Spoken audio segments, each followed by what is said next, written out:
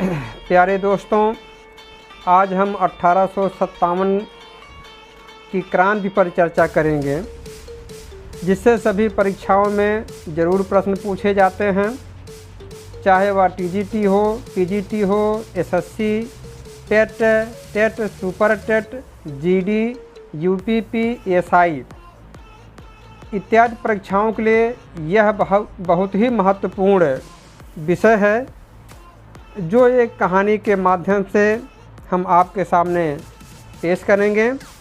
यदि आप मात्र 10 से 15 मिनट इस मेरे वक्तव्य पर आप ध्यान दे देंगे तो मेरी गारंटी है 100% आपको इसी मेरे बताए हुए 1857 की क्रांति के जो भी वक्तव्य हैं उसमें से आपको परीक्षा में ज़रूर मिल जाएंगे प्रश्न। तो प्यारे बच्चों, हम समय बर्बाद ना करते हुए अब आपके सामने इस कहानी को मैं आपके सामने पेश कर रहा हूं, जो इस प्रकार से है। दिसंबर 1856 में सरकार ने पुराने लोहे वाली बंदूक ब्राउन बेस के स्थान पर नवीन इनफील्ड राइफल के प्रयोग का निर्णय लिया। बच्चों ध्यान रखिएगा, 1857 की क्रांति के शुरुआत के बारे में बात मैं आपको बता रहा हूँ। तो निर्णय लिया, इसका प्रशिक्षण डमडम, अंबाला और सियालकोट में दिया जाना था। इस नई राइफल में कारतूस के ऊपरी भाग को मुख से काटना पड़ता था। जनवरी 1857 में बंगाल सेना में यह अफवाह फैल गई कि चर्बी वाले कारतूस में गाय और सूअर की चर्बी है। सैनिक अधिकारियों ने इस अफवाह की जांच किए बिना तुरंत इसका खंडन कर दिया, किंतु सैनिकों को विश्वास हो गया कि चर्बी वाले कारतूसों का प्रयोग उनके धर्म को भ्रष्ट करने का एक निश्चित प्रयत्न है। यह भारत के प्रथम स्वतंत्रता संग्राम 1857 के विद्रोह का तात्कालिक कारण बन गया। 29 मार्च 1857 को बैरकपुर में सैनिकों ने चर्बी वाले कारतूसों का प्रयोग करने से इनकार कर दिया और एक सैनिक मंगल पांडे, जिनका नाम आप लोग पहले से ही जानते हैं और जो खूब चर्चा में है, उनके बारे में आप लोगों ने सुना है, बताना तो नहीं है, आप सब लोग जानते हैं। अतः एक सैनिक मंगल पांडे ने अपने एजुटेंट पर आक्रमण कर उसकी हत्या कर दी। अंग्रेज़ों द्वारा 34वीं NI रेजिमेंट भंग कर दी गई और अपराधियों को दंड दिया गया। 1857 की क्रांति का प्रमुख कारण ब्रिटिश साम्राज्य की घिनौनी नीतियां थीं। प्यारे बच्चों, यह मुख्य रीजन है इसका, जिनसे तंग आकर अंततः विद्रोह का ज्वालामुखी फूट पड़ा। एंग्लो इंडियन इतिहासकारों ने सैनिक असंतोषों तथा चर्बी वाले कारतूसों को ही 1857 के महान विद्रोह का सबसे मुख्य तथा महत्वपूर्ण कारण बताया है। परंतु आधुनिक भारतीय इतिहासकारों ने यह सिद्ध कर दिया है कि चर्बी वाले कारतूस ही इस विद्रोह का एकमात्र कारण अथवा सबसे प्रमुख कारण नहीं थे।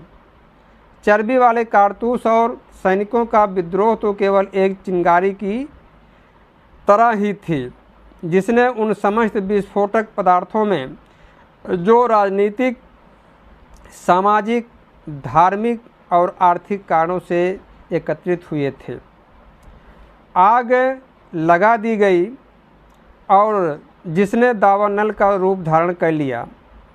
अतः 1857 की क्रांति का प्रारंभ 10 मई को मेरठ से हुआ था। यहाँ ही 3री कैवेलरी रेजिमेंट के सैनिकों ने चर्बी युक्त कारतूसों को छूने से इनकार कर दिया तथा खुलेआम बगावत कर दी, अपने अधिकारियों पर गोली चलाई तथा अपने साथियों को मुक्त करवाकर वे लोग दिल्ली की ओर चल पड़े। जनरल हेविट के पास 2200 यूरोपीय सैनिक थे, परंतु उसने इस तूफान को रोकने का कोई प्रयास नहीं किया। विद्रोहियों ने 12 मई 1857 को दिल्ली पर अधिकार कर लिया। इस प्रकार सैनिकों का दिल्ली के लाल किले पर पहुंचना पहली घटना थी। 1857 के स्वाधीनता संग्राम का प्रतीक कमल और रोटी था। प्यारे बच्चों, इसे आप ज़रूर ध्यान से सुनिएगा कि 1857 के स्वाधीनता संग्राम का जो प्रतीक था वह कमल और रोटी था।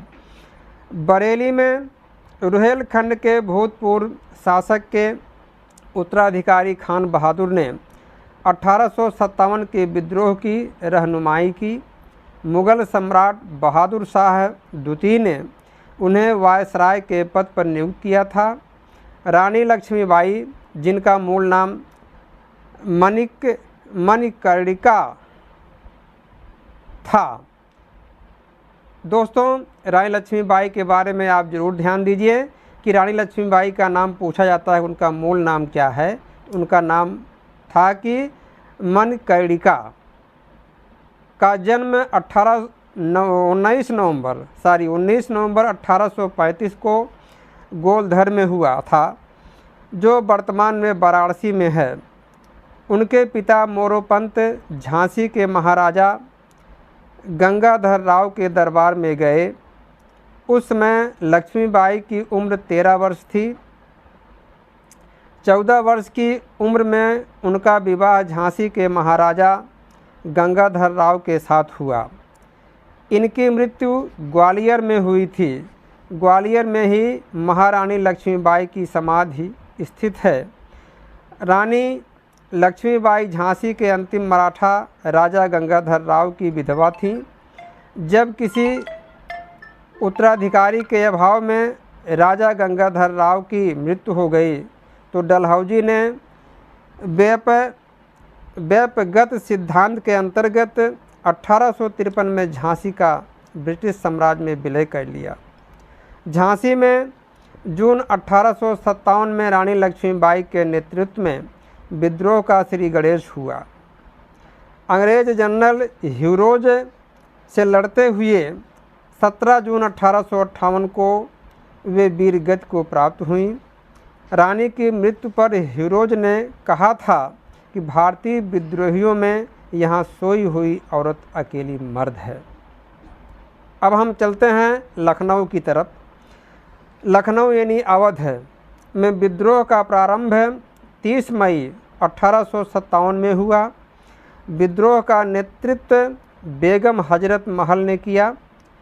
उन्होंने अपने अल्पवयस्क बेटे बिरजिस कादिर को नवाब घोषित किया तथा प्रशासन की बागडोर अपने हाथ में ले ली। अंत में 21 मार्च 1858 को कैंपबेल ने गोरखा रेजिमेंट की सहायता से लखनऊ पर पुनः अधिकार कर लिया। कानपुर में 5 जून 1857 को नाना साहब को पेशवा मानकर स्वतंत्रता की घोषणा की गई। नाना साहब को सेनापति तात्या टोपे से बहुत सहायता मिली थी। अजीमुल्ला खां नाना साहब के सलाहकार थे।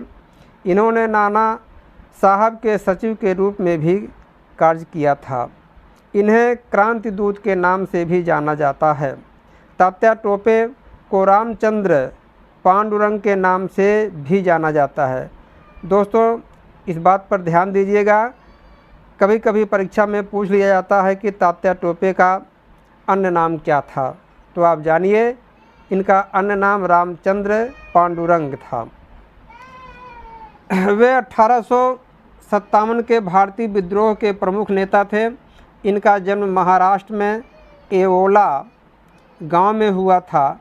उनके एक विश्वसनीय मित्र मान सिंह ने उन्हें धोखा देकर उस समय पकड़वा दिया जब वे पारों के जंगलों में अपने कैंप में शयन कर रहे थे। यहाँ से उन्हें पकड़कर शिवपुरी लाया गया और सैनिक अदालत में 18 अप्रैल 1859 को फांसी दे दी गई। 1857 में जगदीशपुर में जगदीशपुर में विद्रोह की अगुवाई करने वाले कुंवर सिंह, जो बिहार के तत्कालीन शाहाबाद ज़िले वर्तमान में उसे भोजपुर ज़िले के नाम से भी जाना जाता है, थे। अब हम चलते हैं असम की तरफ।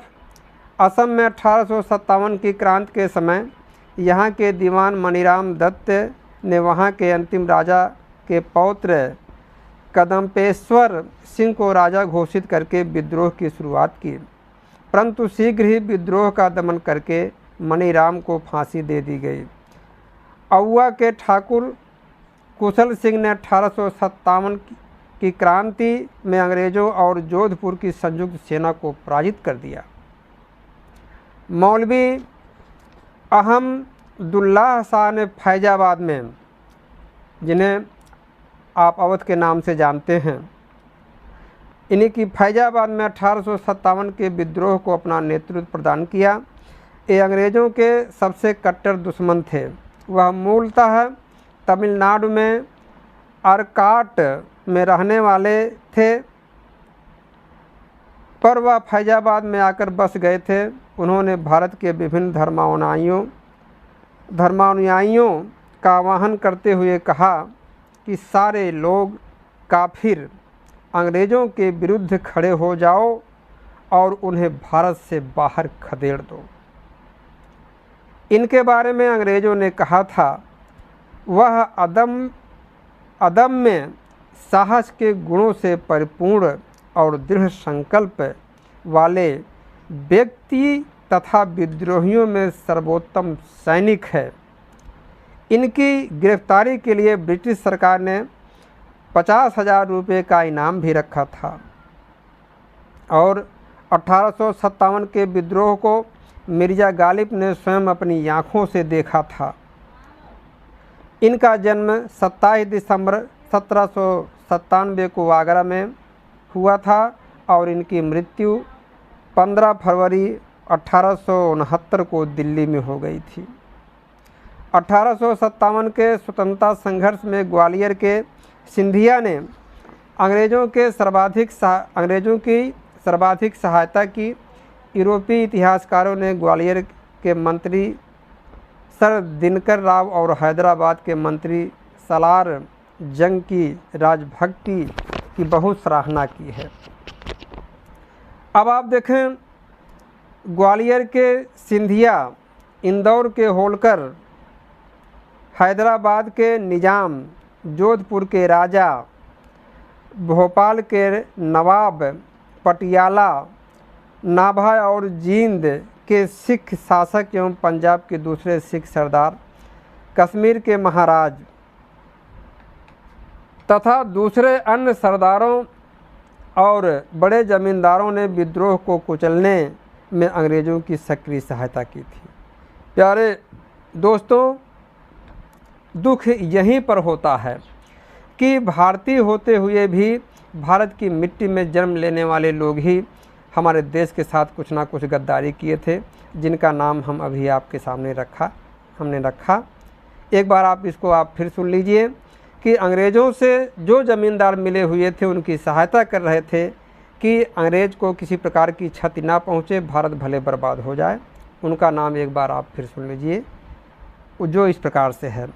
ग्वालियर के सिंधिया, इंदौर के होलकर, हैदराबाद के निजाम, जोधपुर के राजा, भोपाल के नवाब, पटियाला, नाभा और जींद के सिख शासक एवं पंजाब के दूसरे सिख सरदार और कश्मीर के महाराजा, ऐसे अनेक सरदारों और बड़े बड़े जमींदारों ने विद्रोह को कुचलने में अंग्रेज़ों की सक्रिय सहायता की थी। इन्हें हम क्या कहें, जिसके बारे में आप खुद समझ जाएंगे। आगे चलते हैं। गवर्नर जनरल कैनिंग ने बाद में टिप्पणी की कि इन शासकों तथा सरदारों ने तूफान के आगे बांध की तरह काम किया, वरना यह तूफान एक ही लहर में हमें बहा ले जाता। अब हमें और दुख होता है कि जो हमारा शिक्षित वर्ग था, जो हमारा शिक्षित समाज था, उसने भी 1857 की क्रांति में सही तरीके से भूमिका नहीं ली। इनके बारे में कहना है कि शिक्षित वर्गों ने रुचि नहीं ली। हाँ दोस्तों, ये बात सत्य है कि 1857 के विद्रोह में शिक्षित वर्ग ने कोई रुचि नहीं ली, जो इस महासागर की असफलता के प्रमुख कारणों में से एक है। यानी कि जो 1857 की क्रांति हुई थी, असफल क्यों हुई थी, इसका मुख्य कारण जाता है कि हमारे देश के जितने भी शिक्षित वर्ग थे वे सही तरीके से रुचि नहीं दिखाई। ये मुख्य कारण है। आगे देखें, 1857 के विद्रोह के समय भारत का गवर्नर जनरल लॉर्ड कैनिंग था। विद्रोह के समय लॉर्ड कैनिंग ने इलाहाबाद को आपातकालीन मुख्यालय बनाया था। लॉर्ड कैनिंग भारत में कंपनी द्वारा नियुक्त अंतिम गवर्नर जनरल तथा ब्रिटिश सम्राट के अधीन नियुक्त भारत का पहला वायसराय था। न्यायिक सुधारों के अंतर्गत कैनिंग ने इंडियन हाई कोर्ट एक्ट द्वारा बम्बई, कलकत्ता सब मद्रास में एक उच्च न्यायालय की स्थापना की। सामाजिक सुधारों के अंतर्गत विधवा पुनर्विवाह अधिनियम 1856 में कैनिंग के समय में ही पारित हुआ था। इसने अच्छा काम किया था प्यारे दोस्तों कि सामाजिक सुधार के अंतर्गत विधवाओं के लिए इन्होंने अच्छी बात सोची थी और विधवा पुनर्विवाह के लिए 1856 में इन्होंने प्रयास किया था और उसको पारित किया था। 1857 के सिपाही विद्रोह को भारत में प्रथम स्वतंत्रता संग्राम के नाम से तथा ब्रिटेन में इंडियन म्यूटिनी के नाम से अभिहित किया जाता है। 1857 के विद्रोह के समय बैरकपुर में lieutenant general sir John Bennet Hearsey commanding officer थे। जिस समय भारत में 1857 की क्रांति हुई थी और विस्कांट पामार्टन ब्रिटेन के प्रधानमंत्री थे।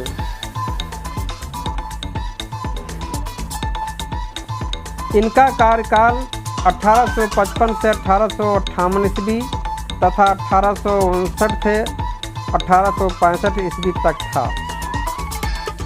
ध्यान दीजिए, 1857 की क्रांति की असफलता के कारण जो थे मैं आपके सामने पेश कर रहा हूँ वो इस प्रकार से थे।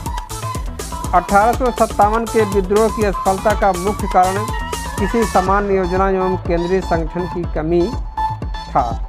विद्रोहियों के नेताओं में कोई संगठन की भावना देखने में नहीं आई। उनके पास किसी सुनियोजित कार्यक्रम का पूर्ण अभाव था। उनमें अनुशासन की कमी भी थी। कभी कभी तो वे अनुशासित सेना के बजाय दंगाई भीड़ की तरह व्यवहार करते थे।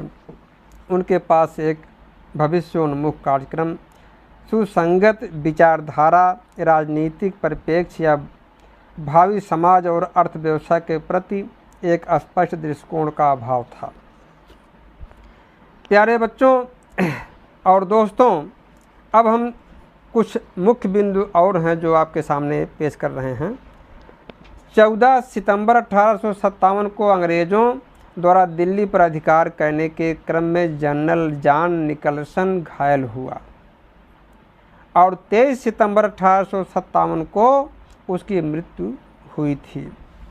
लखनऊ में 1857 के विद्रोह के दौरान अंग्रेज रेजिडेंसी की रक्षा करते हुए sir Henry Lawrence, major general Havelock तथा जनरल नील की मृत्यु हो गई थी। सर जेम्स आउट्रम एवं डब्ल्यू टेलर ने 1857 के विद्रोह को हिंदू मुस्लिम षड्यंत्र का परिणाम बताया था और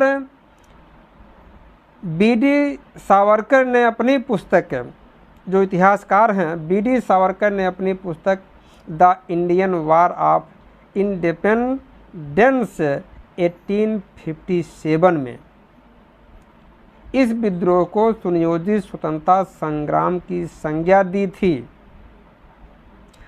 उन्होंने इस स्वतंत्रता को ही पहली लड़ाई कहा था।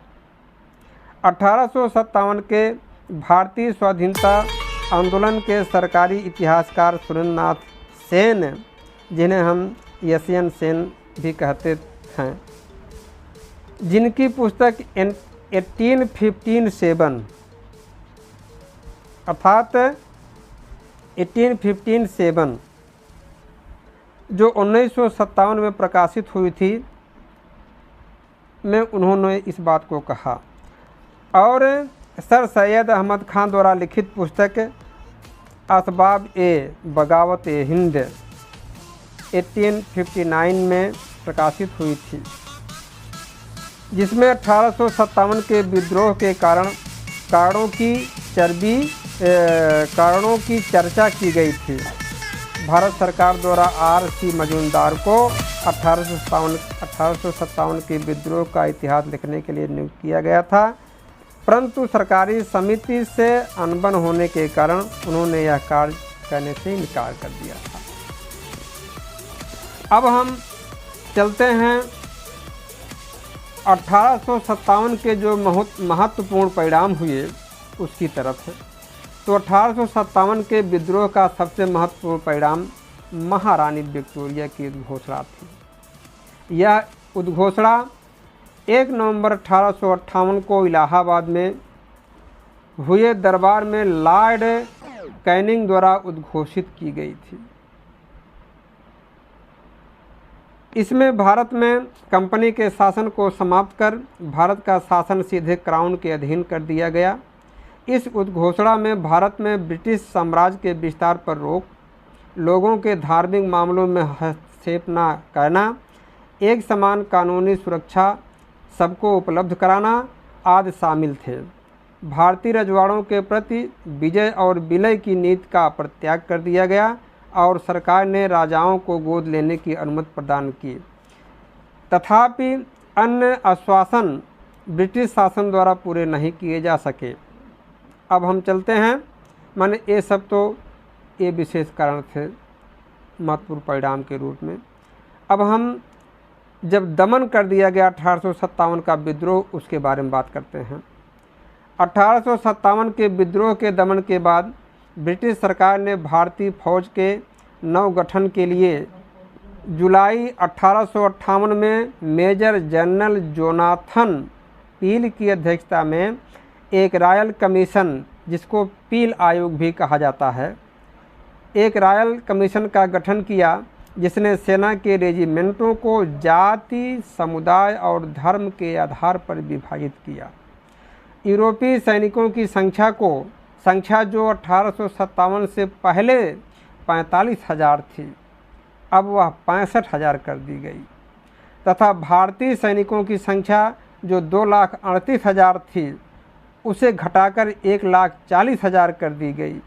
बंगाल में यूरोपीय सैनिकों का भारतीय सैनिकों से 1:2 का अनुपात रखा गया, जबकि मद्रास तथा बम्बई में यह अनुपात 1:3 का रखा गया। 1857 के विद्रोह के बाद ब्रिटिश सरकार ने सिपाहियों का चयन गोरखा, सिख एवं पंजाब के उत्तर प्रांत से किया।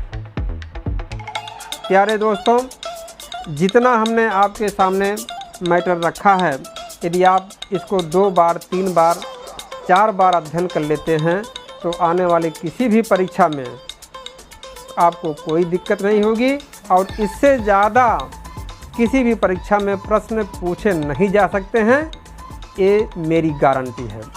आप लोग मेरी बात को ध्यान से सुनें, चाहे ये 10 मिनट का हो, चाहे 15 मिनट का हो। अगर आप सुनेंगे तो परीक्षा में आपको सफलता अवश्य मिलेगी। इसके लिए मैं वादा करता हूं, और यह चीज़ अगर अच्छी लगी हो तो मेरे चैनल को लाइक और सब्सक्राइब जरूर करिएगा, ताकि आने वाले समय में मैं नई चीज़ आपके सामने पेश करूँ।